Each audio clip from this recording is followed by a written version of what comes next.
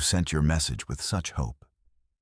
It was a beautiful thing, a song of your existence cast into the great dark.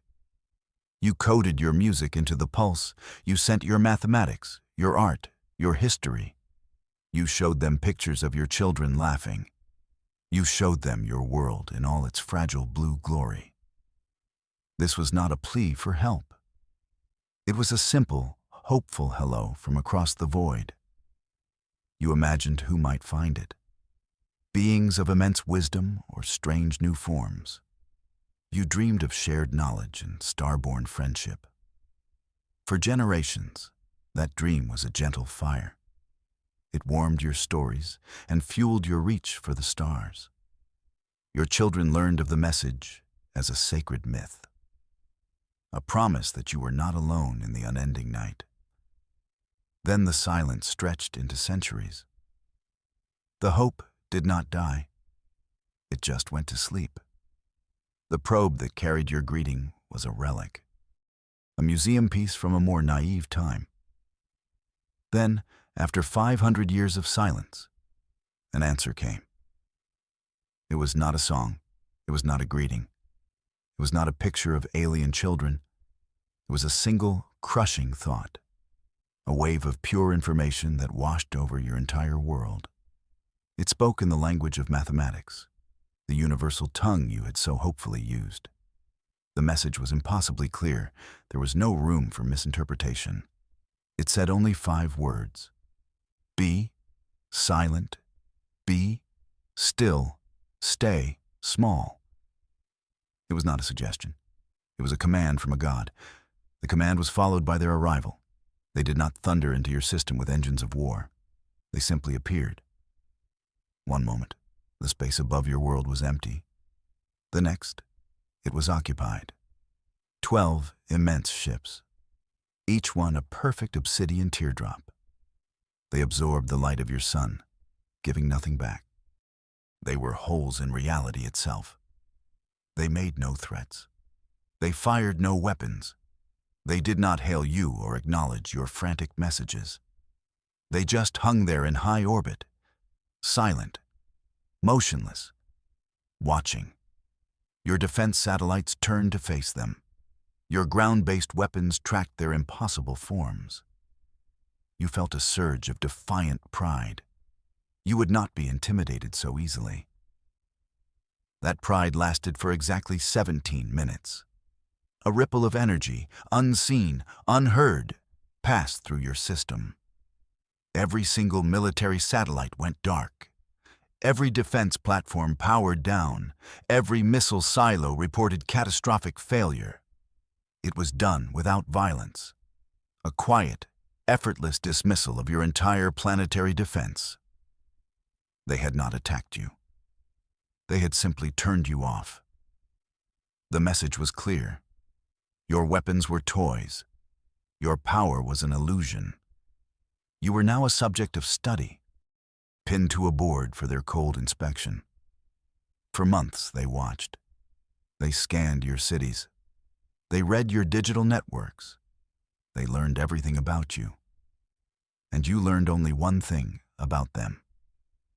You learned how to be truly, deeply afraid.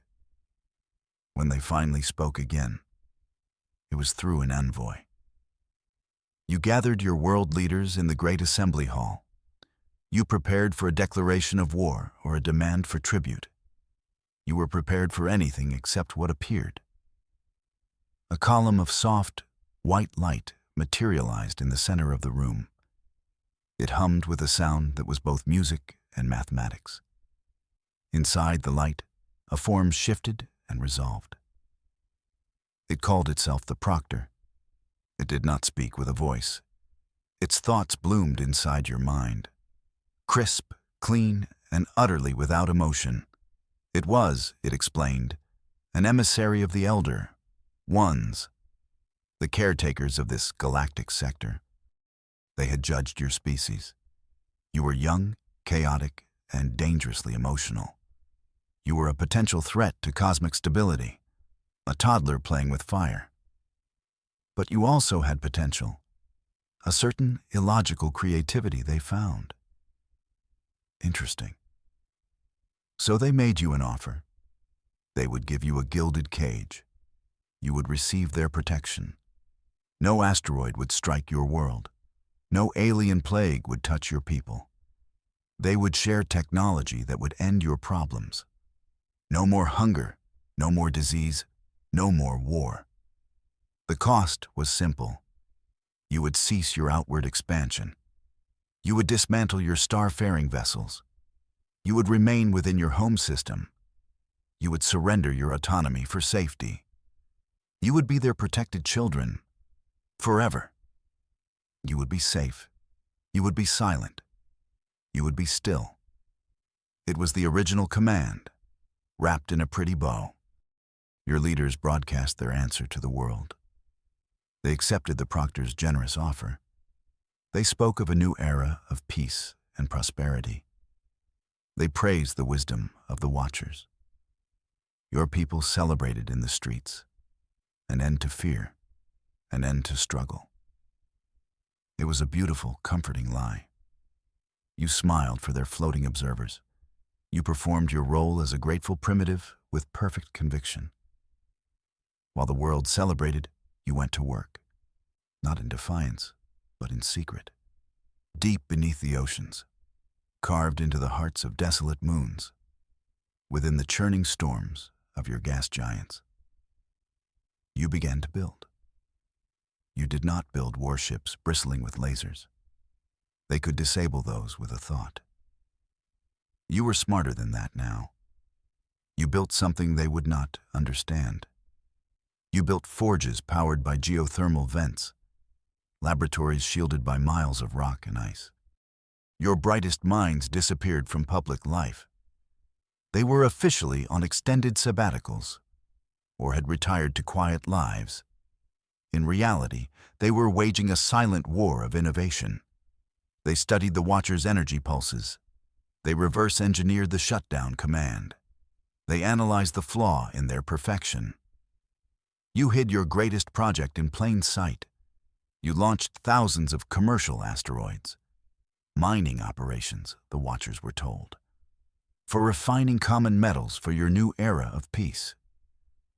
They were hollowed-out rocks filled with engines and strange devices. Not weapons, tools. They were the keys to a new kind of warfare, a war they could not possibly predict.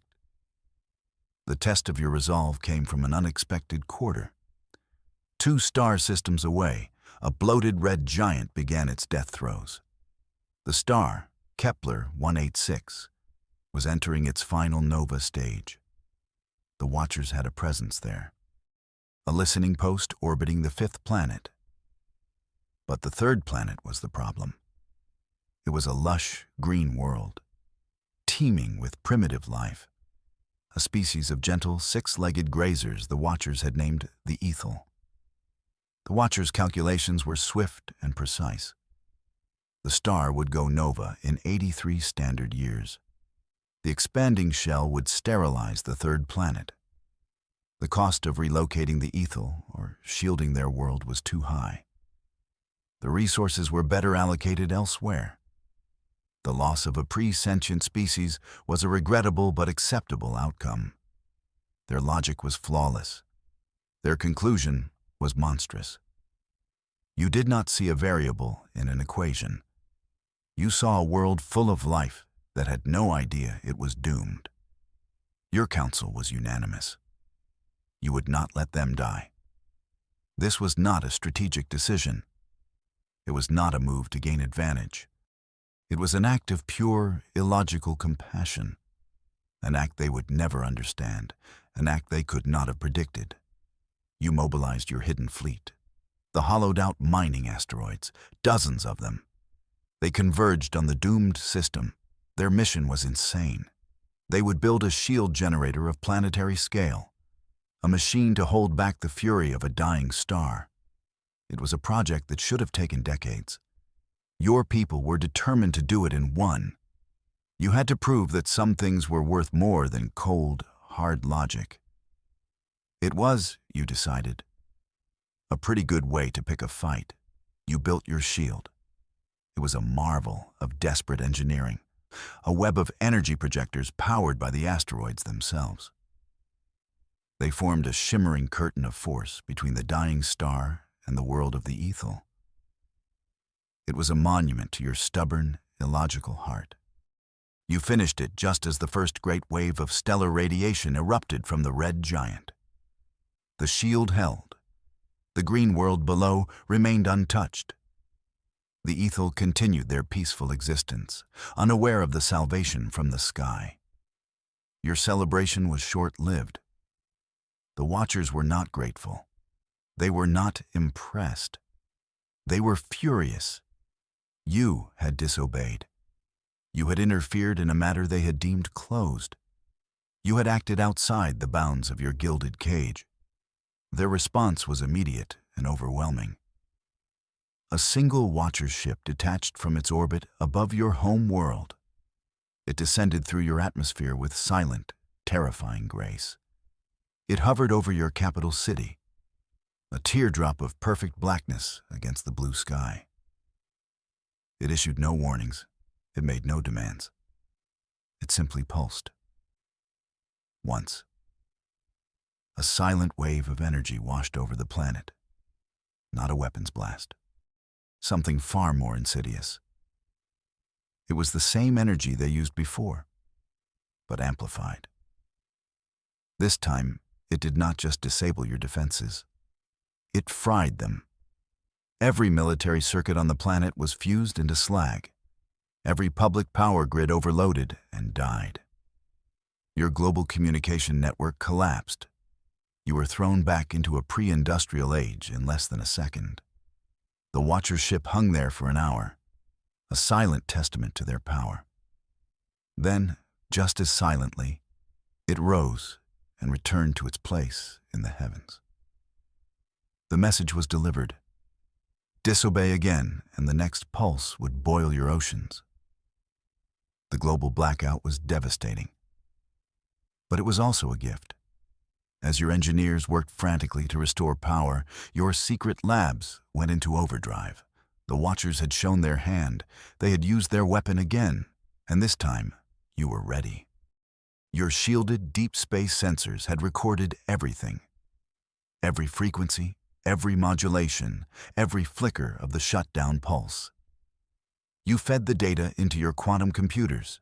You analyzed it, dissected it, turned it inside out. And you found it, the thing you had been searching for, the fatal flaw. Their perfection was built on a foundation of absolute logic. They calculated probabilities. They acted on the most efficient path. They could not conceive of an action that did not have a clear, profitable goal. They saw the universe as a grand equation to be solved. Your act of mercy toward the Ethel was an error in their calculations. Why would you expend vast resources to save a species you had never met? There was no profit, no strategic advantage. It was a waste. To them, it was a symptom of your chaotic, emotional nature, a bug in your programming. They had punished you to correct the error, a simple, logical disciplinary action. But you saw it differently. You saw their blind spot. They could predict an attack for territory. They could predict a raid for resources. They could predict a rebellion for freedom. But they could not predict an action born from pure, unprofitable empathy. They could not understand sacrifice. And you realized, with a chilling thrill, that their greatest strength was also their most profound weakness. You could use their logic against them. You could not defeat them in a direct fight. That would be suicide. You needed to choose the battlefield, a place where their technological superiority meant nothing. And you needed a lure so tempting, so logically irresistible, that they would have no choice but to investigate. A lure tailored to their profit-driven minds. So you decided to create the ultimate prize. Your hidden scientists devised a new kind of signal, a complex energy signature that was a complete fabrication. It was designed to mimic the readings of a Kugelblitz, A black hole formed from radiation, not matter. Theoretically, a stable Kugelblitz could be a near-infinite source of energy, a prize beyond all measure, a logical imperative to acquire. It was a beautiful, elegant lie. Now, you needed a place to hide your phantom treasure, a place where their perfect sensors would fail them. You chose the Seraphim Shroud, a vast, turbulent nebula not far from your system.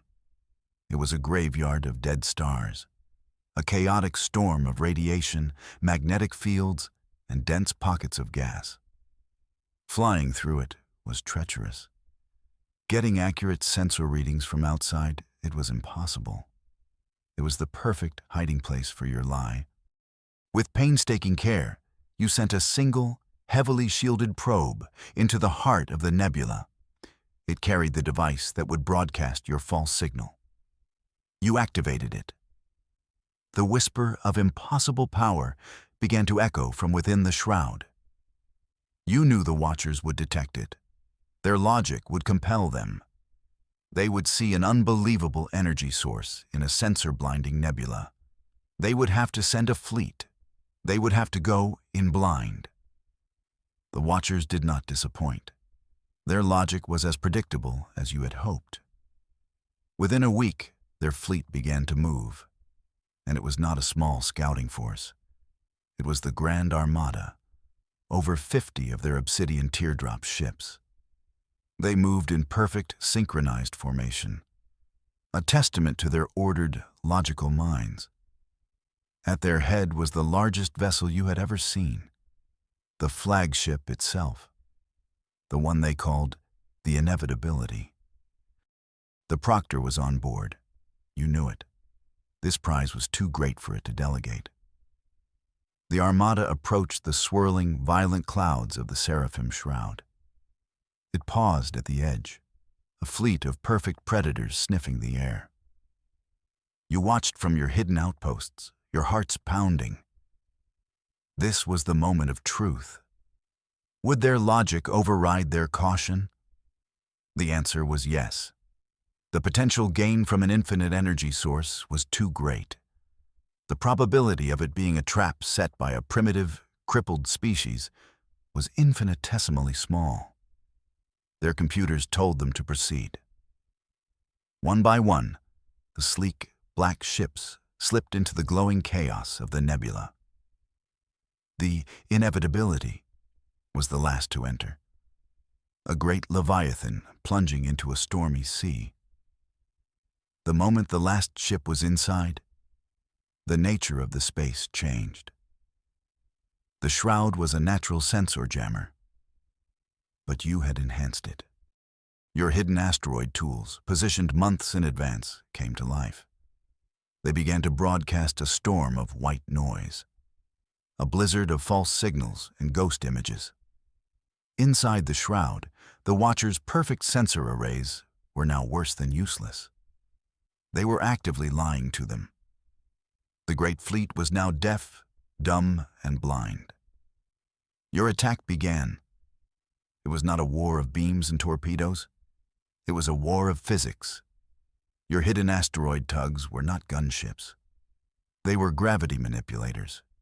They had spent months carefully mapping the nebula's debris fields, the millions of asteroids and icy bodies that drifted within the storm. Now, they began to move those pieces on the galactic chessboard. You did not fire a single shot at their ships. You fired shots at the space around them. Your gravity drivers would latch onto a 10,000-ton chunk of iron-rich rock. Then they would hurl it on a precise trajectory. Not fast enough to register as a weapon. Just a slight nudge to its natural orbit. An orbit that would now intersect with a Watcher cruiser in 30 seconds. The Watcher fleet was designed to counter energy weapons and guided projectiles. Their point defense systems were legendary. But they had no defense against a mountain moving at orbital velocity. The first impacts were devastating. An asteroid, appearing from the sensor noise like a ghost, tore through the side of a cruiser. It didn't explode. It just ripped a hole a kilometer long in the perfect black hull. The ship tumbled away, venting atmosphere and light. Panic began to ripple through their disciplined fleet. They tried to scatter, but everywhere they turned, new threats appeared. You ignited pockets of volatile hydrogen gas, creating blinding flashes that overloaded their optical sensors. You used smaller gravity pulses to create gravitational eddies, tides that pulled their ships off course into each other. You were not fighting them. You were making the universe itself their enemy. Their perfect formations broke. Their logic fractured. They were trapped in a hurricane of your making. On the bridge of the inevitability, the Proctor watched its flawless strategy crumble. The battle computers were screaming. They were trying to find the source of the attacks. They were attempting to predict the trajectory of the next asteroid. But they could not. Your strategy was not a strategy. It was orchestrated chaos. There were no firing solutions to trace back, no enemy ships to target. The Watcher commanders tried to adapt. They ordered evasive maneuvers. But how do you evade a minefield that is actively rearranging itself around you? They tried to fire into the debris, to clear a path. But their weapons were designed for precision strikes, not blasting random chunks of rock. Their energy beams sliced through asteroids, creating two smaller, equally deadly projectiles. They were making the problem worse. Their logic was failing. This was where your own pilots came in, flying small, nimble ships you called Furies. They were not fighters in the traditional sense. They were spotters. They darted through the chaos, their human senses and intuition far more effective than any sensor. They identified the most vulnerable Watcher ships. They painted targets for the distant gravity drivers. They were the artists of this violent ballet. The Watchers could not comprehend the pilots of the Furies. They flew with a passionate recklessness, a fire that no computer could model. They took risks that were logically insane but tactically brilliant. They seemed to dance with death. One pilot famously flew his Fury directly through the collapsing superstructure of a crippled Watcher destroyer, just for the sheer, glorious hell of it. This was a variable the Watchers had never encountered, the human heart, and it was breaking their perfect machine. The battle, if it could be called that, was over. The Grand Armada was a fleet no more. It was a collection of broken and battered ships, adrift in the stormy nebula. You had not aimed for total annihilation. That was not the point. You had aimed for paralysis. You had aimed for shock. Now, it was time to deliver the final message. Your target was the flagship, the inevitability. It was damaged, its engines dead, but its bridge was intact. A single, heavily armed boarding craft, a ship you had named the Unprofitable Gesture, approached the silent giant. It docked near an emergency airlock, blown open by a stray impact. There was no resistance. The ship's internal defenses were offline. Its crew was in a state of logical shock. You led the boarding team, 10 of your best soldiers, clad in dark combat armor. You moved through the silent, pristine corridors of the Watcher vessel. The air hummed with a failing energy. You met no guards. You reached the bridge. The massive circular room was dark, save for the swirling colors of the nebula outside the main view screen. In the center of the room, the column of light that was the Proctor flickered weakly. It turned its attention to you. Its thoughts, once so crisp and certain, were now tinged with something new. Confusion. Why? The Proctor asked. Its thought a whisper in your mind. This action is illogical. The cost is immense. The gain is nothing. You removed your helmet. You looked at the being of light and logic. You are right, you said. your voice quiet in the vast room. There is no profit in it. There is no gain in freedom either. But we will pay any price for it. You paused, letting the words sink in. We are not a variable in your equation. We are the ones who write new equations. Now you know that. Stay out of our sky. You left the Proctor and its broken flagship. Your team returned to your ship and vanished back into the chaos of the shroud. You gave the Watchers time to collect their dead and their wounded. You allowed the remnants of their grand armada to limp out of the nebula. You watched them go, not with triumph, but with a somber sense of finality. You had crossed a line from which there was no return. The news of your victory was not broadcast on any channel. You sent no triumphant message. The Watchers certainly did not announce their humiliating defeat. But news travels in the galaxy. It moves through the quiet channels of trade and diplomacy. It whispers between the other protected races under the Watcher's thumb. A species of 8-limbed poets on a methane world heard it first. A race of silicon life forms in a crystalline nebula learned of it next. The story was fragmented. Hard to believe. A primitive race, barely capable of star flight, had faced the Grand Armada. And they had won. Not just won. They had humiliated the fleet. They had done it without a single capital ship. They had used rocks and gravity. They had defeated the masters of logic with an act of pure, beautiful chaos. The effect was profound. It was a spark landing in a dry forest. For centuries, the Watchers' power was based on an idea. The idea of their own perfection, their own inevitability. You had not just defeated a fleet. You had shattered that idea. You had proven that perfection had blind spots. You had shown that logic could be defeated by something it could not measure.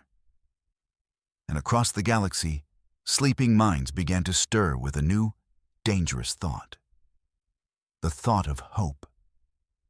In the weeks that followed, you waited for the hammer to fall.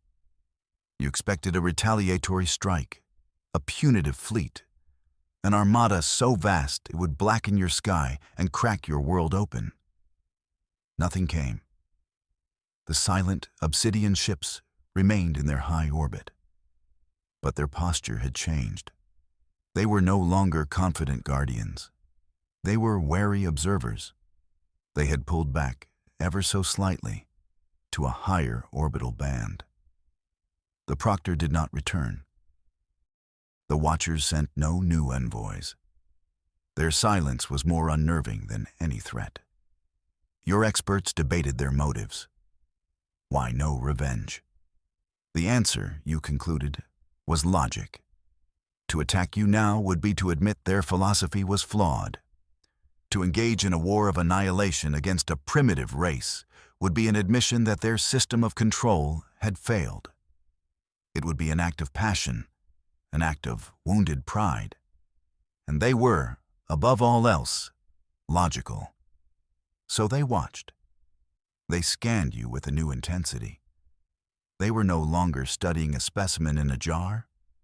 They were studying a paradox, an anomaly that had broken their understanding of the universe.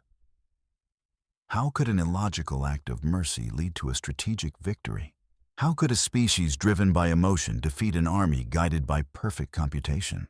They pored over the data from the Seraphim Shroud, trying to build a new model, trying to solve the equation of humanity. Their silence was their admission of defeat. A quiet, galaxy-spanning acknowledgement that they had encountered a force they could not comprehend. You had wounded more than their fleet. You had wounded their certainty. And for a being built on logic, there is no greater injury. They watched and they waited, trying to understand the storm they had so arrogantly dismissed. Your name is now spoken in the quiet places of the galaxy, whispered in cargo holds and hidden asteroid bases. It is spoken by races who have lived under the Watcher's suffocating protection for millennia. They speak it with a mixture of awe and terror. Humanity. The illogical ones. The emotional ones. The species that talked back to God and won. You did not seek to become galactic leaders. You did not build an empire from the wreckage of their fleet. That was never your goal. You simply wanted to be left alone, to be free to make your own mistakes, to reach for the stars on your own terms. But in defending your freedom, you became something else. You became a symbol. You are the proof that there are other ways to exist. You are the guardians of chaos, the keepers of the beautiful, unpredictable flame of self-determination. You showed the galaxy that compassion is not a weakness. You proved that sacrifice is not a waste. You demonstrated that the fire in a single, defiant heart can be more powerful than 1,000 warships. You are the variable they can never solve. The obsidian ships still hang in your sky, a constant reminder of the price of freedom. But they no longer feel like the bars of a cage. They feel like a challenge, a dare. And as you look up at them, you smile. Let them watch. Let them study. They will never understand you. You are humanity. And you are the storm they never saw coming. The beautiful, terrible, glorious storm.